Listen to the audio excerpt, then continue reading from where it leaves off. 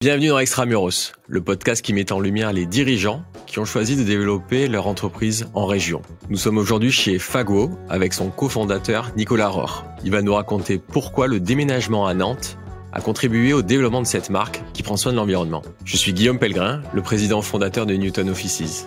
De Marseille à Lille, en passant par Lyon, Nantes ou Bordeaux, j'interroge les entrepreneurs pour comprendre avec vous les raisons de leur succès. C'est parti.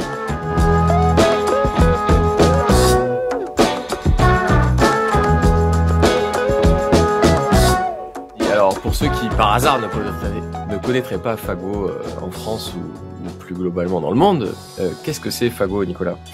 Merci Guillaume, c'est sympa là. Tu me brosses. Waouh, ça fait du bien d'entendre une bien démarrer. Positive. Voilà. Exactement. Non, du coup, Fago, effectivement, c'est une belle histoire que je vis depuis 12 ans avec mon associé Fred et toute une équipe. Hein, aujourd'hui, c'est plus de 100 personnes qui nous entourent. Et d'ailleurs, on n'a pas fait le décompte du nombre de personnes qui nous ont accompagnés depuis le début de l'aventure, mais je pense qu'il y a eu au moins 300 personnes qui ont été impactées dans cette belle idée. En fait, c'est une blague qui a mal tourné, Fago. On est deux étudiants pas très bons à l'école et on se retrouve en Erasmus tous les deux à vouloir monter une boîte, en fait, à vouloir créer un projet de toutes pièces, et on se retrouve à penser à la basket parce que pour nous, c'était vraiment l'élément qu'on met tous les jours et qui est symbole de notre génération, où nos parents en fait étaient en chaussures de costume, en souliers comme ils aimaient à dire, et nous on est la génération basket. Voilà, donc on porte des baskets, on revendique notre côté cool, et en même temps on sait qu'on est aussi la génération qui doit changer des choses dans le monde pour réduire le dérèglement climatique. Donc en fait il fallait faire une marque de basket tout en intégrant notre capacité à engager notre génération contre le dérèglement climatique. Voilà, donc c'était vraiment lier les deux. Et donc l'idée de base, c'était une paire de baskets. Et aujourd'hui, en fait, on fait des vêtements, des sacs, des accessoires. Moi, je suis habillé de pied en cap Fago. Du coup, ce qui est pas mal, c'est que le matin, ça me fait 3 décisions en moins à prendre. Parce que ma chemise, je sais que ça va être une Fago, mon pantalon une Fago et mes paires de baskets une Fago. Et tout va bien ensemble, donc on économise le capital de réponse à la journée en tant qu'entrepreneur. Exactement. C'est parfait. Il y a 12 ans, c'était quand même précurseur de se lancer là-dessus. C'était une conviction forte et en même temps, du coup, une niche dans laquelle vous pouviez lancer une marque. Alors, les deux, mon général, mais le premier, c'était vraiment un constat fort. C'était l'époque où, sous Sarko, son gouvernement voulait faire passer la taxe carbone aux entreprises, qui était un fiasco total. Et du coup, nous, on a repris le fondamental, les fondements de cette question, qui était de dire le dérèglement climatique, il est dû aux émissions de CO2. On émet trop de CO2 en fait dans ce monde, et le monde ne peut pas n'arrive pas à en capter autant. Donc c'est-à-dire qu'il y a un dérèglement. La balance, elle est déficitaire. Et du coup, notre problème, c'est qu'on émet du CO2. Donc, pour savoir combien on en émet, il faut calculer son bilan carbone. Et c'est ce qu'on a fait du coup avec Fago. On a été la première marque de France à calculer notre bilan carbone prévisionnel pour savoir combien on allait émettre de CO2 avant même d'avoir créé Fago. C'est-à-dire que je savais que ma basket, elle allait émettre 9 kg de CO2, mais j'avais pas encore produite, hein. J'avais rien fait. J'avais juste calculé avec l'ADEME mon bilan carbone. Et du coup, on a pu calculer notre bilan carbone corrigé en disant, attends, si j'en émets 9, je vais réduire un peu mon caoutchouc pour baisser d'1 kilo. Ok, attends, ça, je vais mettre un lacet en coton plutôt qu'un lacet en mélange matière. Je vais réduire ma semelle, mais tout en n'omettant pas le confort. On va compenser la boîte. On avait fait une énorme boîte de chaussures. On a compressé pour qu'elle prenne le moins de place possible, etc., etc. Donc, on a mené peut-être 20 actions correctives pour réduire notre bilan carbone. Et donc, ça, c'était vraiment la prise de conscience. On émet du CO2, comment réduire? Et ensuite est venu le temps du développement de notre intuition, qui était de dire, on va pas s'arrêter juste à la mesure et à la réduction, on va aussi compenser. Et du coup, on compense l'ensemble de nos émissions de CO2 et même bien plus en plantant un arbre par produit confectionné. Voilà. Et aujourd'hui, ça fait quasiment 2 millions d'arbres qui poussent en France. Wow. Et on peut dire qu'on a eu une petite intuition parce que, en fait, notre rêve, c'était de dire, vous allez porter une paire de Fago, vous allez prendre conscience que vous émettez du CO2, prendre conscience qu'on a réduit ces émissions, mais aussi ensuite, vous allez aller voir votre arbre dans une forêt Fago. Allez-y.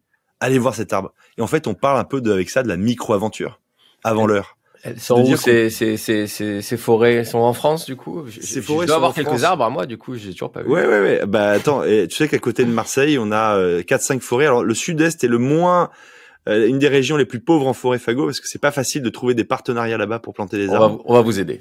Mais voilà, je pense qu'on a. Et d'ailleurs, j'aimerais bien avoir une petite forêt en bordure d'une calanque, si vous pouviez prendre ça en compte. C'est noté, parc national. sauter d'une forêt Fago et dans la mer, ça serait magnifique. Et donc voilà. Donc en fait, on a créé ce phénomène de micro-aventure qui dit que la France est un magnifique pays. Et en fait, on peut vivre des aventures formidables tout en étant à 1 heure de chez soi. Absolument. Bravo. Bravo. Est-ce que du coup, ça veut dire Made in France, qui est très à la mode? Alors, c'est pas Sarko, je crois que c'était sous Hollande que oui, tout à fait. Le français avait détourné le slogan. C'est ça pour vous, être local, être green, c'est ça? Alors pour nous, le plus important, c'est d'émettre le moins de CO2 possible. C'est vraiment ça qu'on va regarder. Et en fait, il sort que émettre moins de CO2 ne veut pas forcément dire local dans le textile, parce que le coton, par exemple, ne pousse pas en France, le caoutchouc non plus. Ce sont des matières qu'on récolte ailleurs. Nous, notre combat en fait avec Fago, c'est le made au, donc comment on fabrique et pas le made in. Et donc du coup, c'est pour ça qu'on fabrique comme Patagonia en fait dans pas mal de pays là où la compétence est. Par exemple, nos baskets sont fabriquées au Vietnam et le caoutchouc qui est 50% de nos baskets est récolté au Vietnam, qui est un des premiers pays producteurs de caoutchouc. Idem pour le textile. Par exemple, notre jean est fabriqué au Maroc parce qu'on recycle du coup du coton au Portugal, qui va ensuite faire un très faible chemin pour aller jusqu'au Maroc. Aujourd'hui, on a 5 pays producteurs, et ces 5 pays, en fait, on les audite avec une certification qui est très forte, qui s'appelle B Corp. Je ne sais pas si vous en aurez entendu parler, mais B Corp, c'est la certification la plus exigeante au monde sur la partie sociale et environnementale d'une entreprise. Il y a 100 000 entreprises qui essayent de l'avoir chaque année, et il y en a que 4 000 qui le sont dans le monde. Et Fago en fait partie. Donc vraiment, c'est pour dire qu'aujourd'hui, le made au est important plus que le made in. C'est-à-dire comment on fabrique, avec qui on fabrique, avoir des partenaires solides, audités. On peut bien fabriquer partout dans le monde, en fait. Et comment tu fais pour faire livrer ça en Europe? J'imagine que c'est votre principal marché. Oui, tout à fait. En étant cohérent avec cet impact carbone. Exactement. Donc c'est notre principal marché, effectivement, est le marché européen. Et donc on livre principalement par bateau, qui est le transport le moins émetteur. On est passé par du train pendant 4 ans, qui à l'époque était le moins émetteur, et en fait aujourd'hui dans les données de l'ADEME, c'est maintenant devenu plus émetteur que le bateau. Donc voilà, bref, ça change. Tu ne fais plus le transsibérien alors? Ouais, je fais plus le transsibérien. À mon grand regret, parce que c'est un de mes rêves, c'était de pouvoir faire ce trajet avec mes baskets, parce que j'ai un rêve inachevé encore, c'est de ne pas avoir fait le transsibérien. Par contre, il y a quelque chose qu'on a banni chez Fago depuis des années maintenant, c'est l'avion. Qu'on avait pris épisodiquement au tout début de Fago, et ça fait bien 7 ans qu'on ne prend plus l'avion. Pour vous et vos matériels. Bien sûr. Quand une industrie, en fait, aujourd'hui, il y a beaucoup, l'industrie de la mode envoie énormément par avion, c'est quasiment des transports, des transports très privilégiés, surtout dans la fast fashion. Donc on dit non à ce transport qui est 6 fois plus émetteur que le bateau, quoi. C'est lunaire. Et du coup, ça s'est matérialisé donc par un B Corp et aussi entreprise à mission chez vous. Voilà. Et ça, c'est notre grande fierté française. C'est pour ça qu'en fait, c'est très important. Aujourd'hui, on a ce statut de B Corp qui est une certification mondialement reconnue. Et on a une spécificité française qui s'appelle société à mission. Donc, on a changé notre statut. On n'est plus une SAS tout court. On est une SAS entreprise à mission. C'est-à-dire qu'on se positionne entre l'ONG, l'association, quoi, et l'entreprise classique. Aujourd'hui, Fago existe avec une raison d'être. Et notre raison d'être, c'est engager notre génération contre le dérèglement climatique, et ça, c'est inscrit dans le statut. Ça veut dire que personne ne peut le changer, et surtout, tous les salariés vivent la mission à part égale sur leurs épaules. C'est-à-dire qu'avant, c'était un peu Nico et Fred qui portent la mission. Si on voulait, on pouvait changer du jour, un peu au gré de nos humeurs, quoi. Aujourd'hui, c'était le bilan carbone, la réduction et la plantation d'arbres. Demain, ça aurait pu être, en fait, nous, on aime beaucoup les chats, on veut protéger les chats, c'est la SPA. Et en fait, ça, c'est plus possible. Aujourd'hui, notre raison d'être est inscrite dans le statut. Et grâce à ça, on en découle des objectifs qui sont eux-mêmes inscrits dans le statut. On en a 5. Mesurer nos émissions de CO2, réduire nos émissions de CO2, compenser nos émissions de CO2, engager notre génération vers des modes d'habillement plus sains, et enfin, transparence absolue dans toute la chaîne de production chez Fago. Donc ça, ce sont des objectifs qui sont immuables. Voilà, on ne pourra pas les changer. Et en fait, depuis qu'on l'a fait, autant notre raison d'être, elle existait déjà, et Fago était déjà avancé sur beaucoup de sujets, mais en fait, tout le monde a pris la responsabilité de cette mission dans son quotidien. Et donc aujourd'hui, on dit que chacun a la mission qui doit compter dans son quotidien à 50% de son boulot, quand l'autre 50%, c'est sa capacité à bien faire son métier. Bravo. Et du coup, c'est vraiment intégré dans 100% dans toutes les en fait, veines et les artères de l'entreprise. Exactement. C'est-à-dire qu'aujourd'hui, déjà, c'est nul n'est censé ignorer notre raison d'être, un peu comme la loi. Et enfin, c'est tout le monde doit l'appliquer dans son métier. Donc, en fait, ça passe par un truc qui est très factuel, c'est que chacun a un objectif mission dans ces 3 objectifs annuels. Donc, c'est-à-dire qu'il doit répondre à la mission dans son métier périmètre propre. Par exemple, Martin, qui s'occupe du digital, sa mission de l'année dernière était de dire je vais réunir tout le monde et on va supprimer 50% de nos mails que l'on stocke pour rien. Voilà.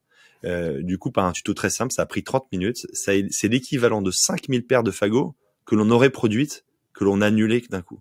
Parce qu'en fait, vous savez, un email qui est stocké qu'on garde en fait en corbeille ou en archivage et qui sert à rien, c'est un serveur qui tourne toute la journée pour le maintenir. Bon, voilà. Ouais, je vais aller, on a une autre personne. C'est quelques consignes à la fin de ce podcast. Voilà. Là, et honnêtement, c'est un vrai quick win. Un autre quick win très tout bête, mais essentiel. La consommation d'eau dans nos bureaux. La personne qui s'occupe de la comptabilité a installé des réducteurs d'eau sur tous nos robinets, donc 80 robinets Fago. Ça divise par 3 la consommation d'eau.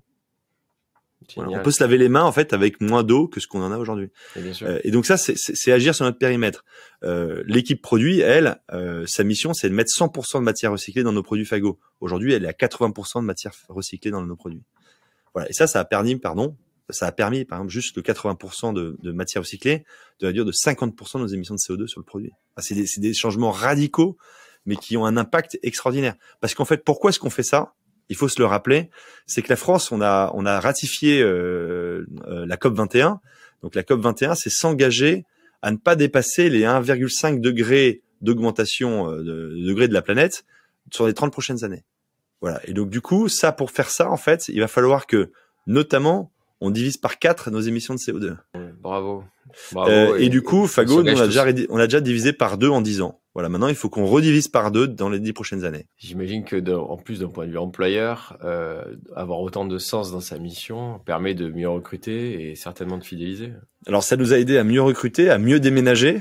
Parce qu'on va y venir à ce vrai sujet, mais en fait, ça nous a toute cette mission, on mue un peu comme un caméléon qui change de couleur régulièrement. Et ben voilà, Fago, en fait, on reste ce caméléon, mais on change de couleur. Et en fait, on affine notre caractère tout en ne devenant pas une chose essentielle. On ne devient pas des militants, on ne devient pas des rabat-joie, quoi. En fait, on est heureux de vivre dans ce monde, on est heureux de vivre en ville.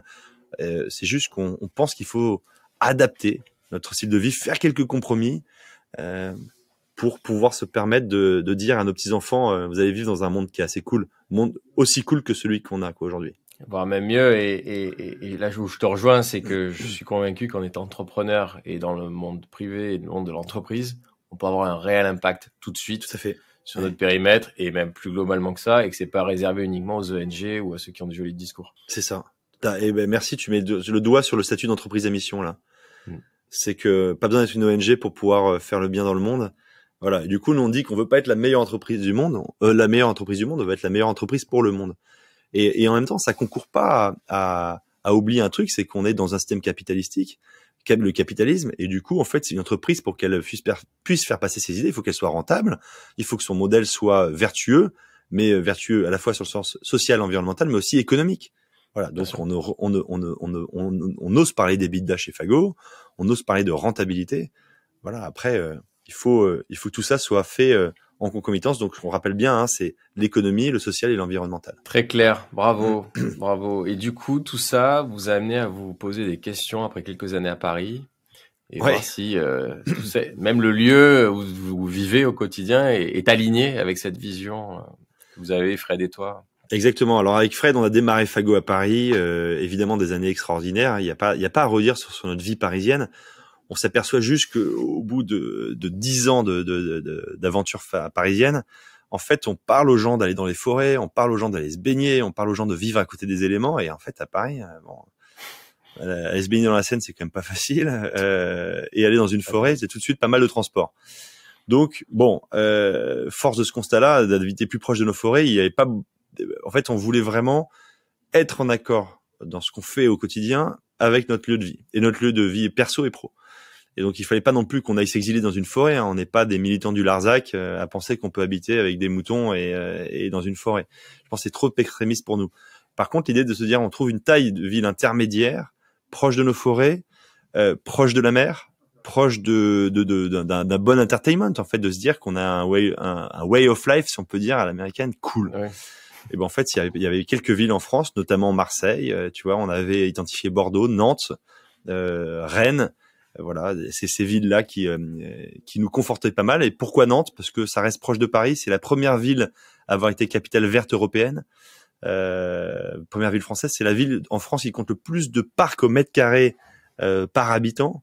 C'est une ville qui a une vraie trajectoire aussi des arbres. C'est-à-dire que le défi, c'est de planter 100 000 arbres dans la ville et créer une vraie coulée verte au milieu de la ville. Voilà, donc c'est assez extraordinaire. Et puis c'est une ville qui nous a très bien accueillis aussi. Voilà. Donc quand on parle d'ailleurs de déménagement, on parle aussi de convaincre son équipe. Et pour convaincre son équipe, il faut lui présenter le produit. Donc c'est eu un vrai marketing de la ville, quoi. C'est-à-dire que ça peut être déconcertant en effet quand du jour au lendemain le fondateur débarque dans le bureau en disant les gars demain on part à Nantes. Ouais. Ouais. Et en fait, ce qu'on n'a pas trop intégré nous dans ce déménagement, c'est que on était prêts parce qu'on avait mûri depuis 4 mois ce déménagement et on a débarqué. Je me souviens très très bien le premier lundi de septembre. Sur la terrasse à Paris, on avait la chance d'avoir une petite terrasse avec un barbecue, on met toute l'équipe, les 30 personnes sur la terrasse. Bon voilà, écoutez les gars, ils étaient en plus trop beau à Paris, donc pas de raison d'avoir envie. Tu vois ce que je veux dire? C'était un petit lundi matin, il faisait peut-être 25 degrés, 1er septembre, on leur dit bon voilà, en fait le destin était avec vous. Ouais.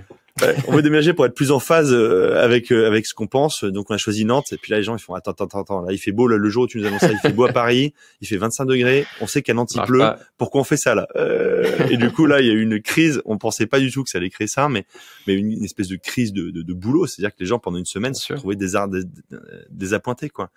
Ce qui fait que on a discuté avec la ville de Nantes, on leur a dit bon écoutez voilà, nous on aimerait que vous veniez parler de la ville de Nantes à nos équipes. Donc le lundi d'après, une délégation de Nantes Saint-Nazaire Développement est arrivée. En fait, c'est ceux qui sont en charge d'accueillir les nouveaux arrivants pour nous parler, nous présenter des quartiers, les lieux emblématiques, etc. Un mois plus tard, on emmène toute l'équipe pendant 3 jours à Nantes pour vivre la vie nantaise. Vous étiez combien à cette époque-là dans l'équipe? On était 30. 30.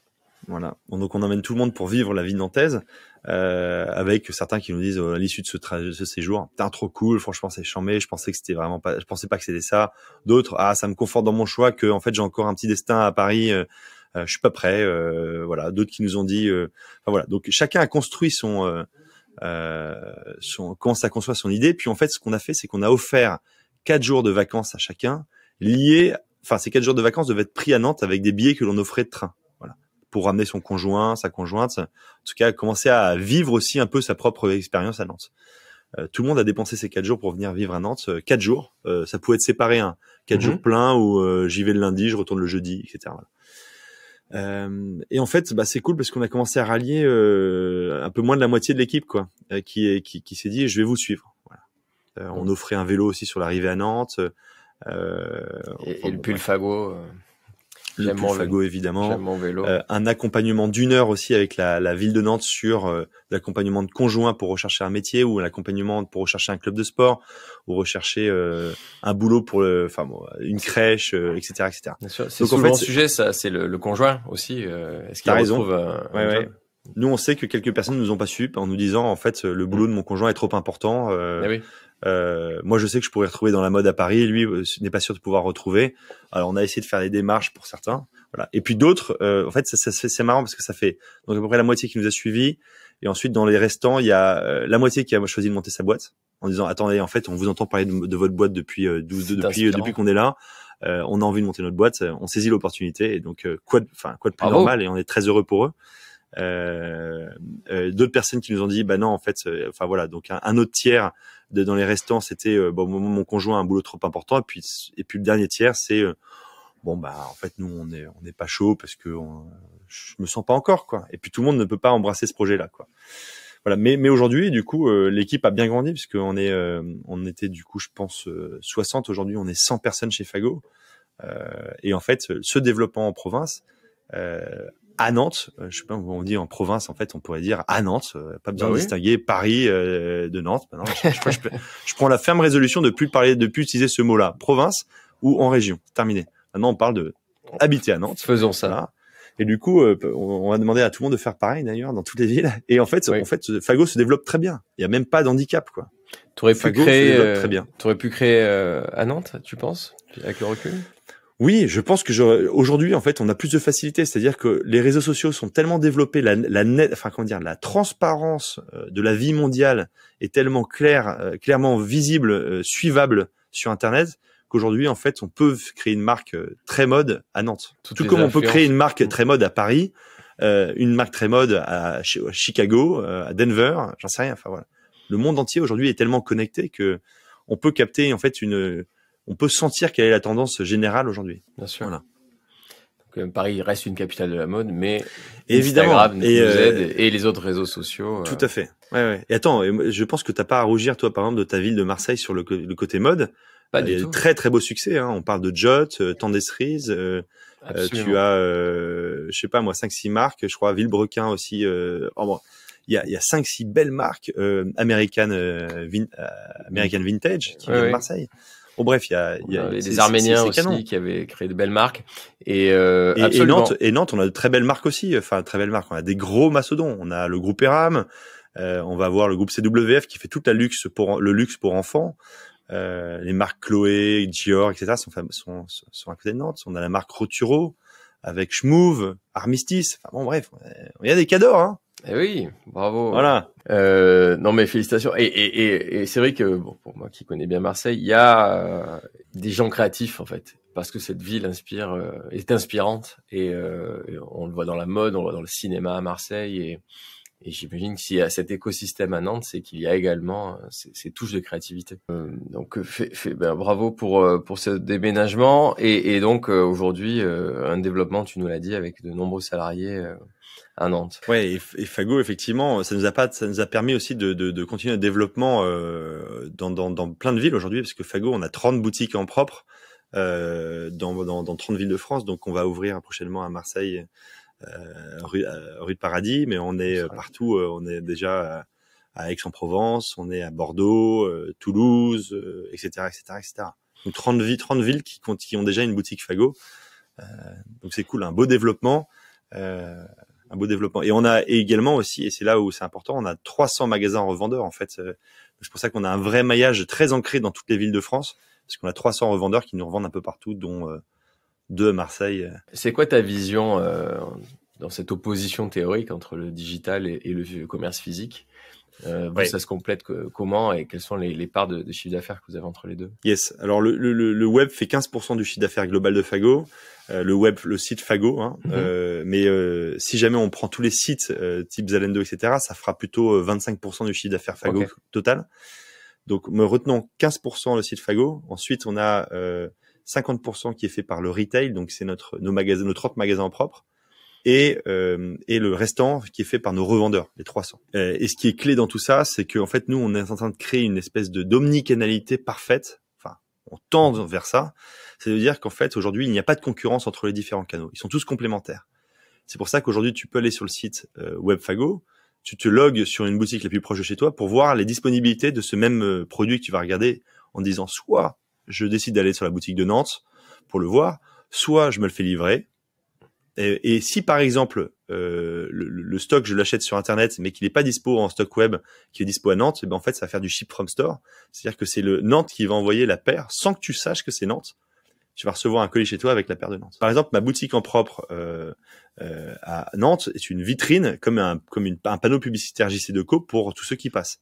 Bien sûr. Mais ensuite derrière ils auront d'autres points. Peut-être qu'ils vont voir la même paire chez un revendeur, en se disant ah putain c'est la boutique, je vois la paire maintenant dans ce revendeur, donc ça me donne confiance, j'y vais.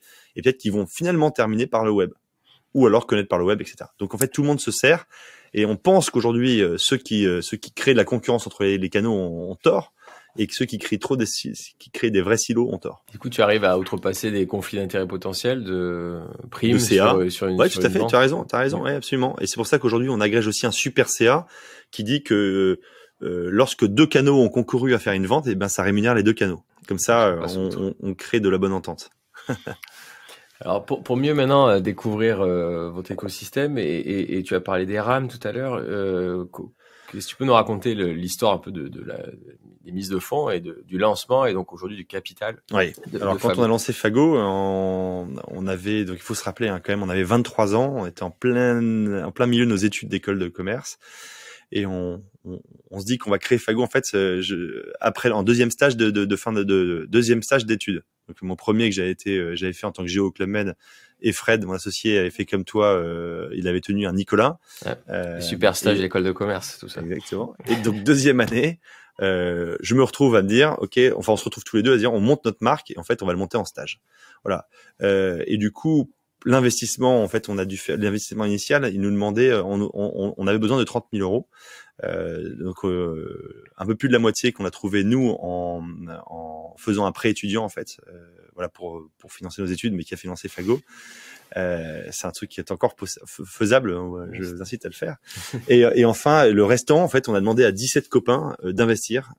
Enfin, on leur a proposé à pas mal de copains, dont 17 qui ont dit oui pour financer les débuts de Fago.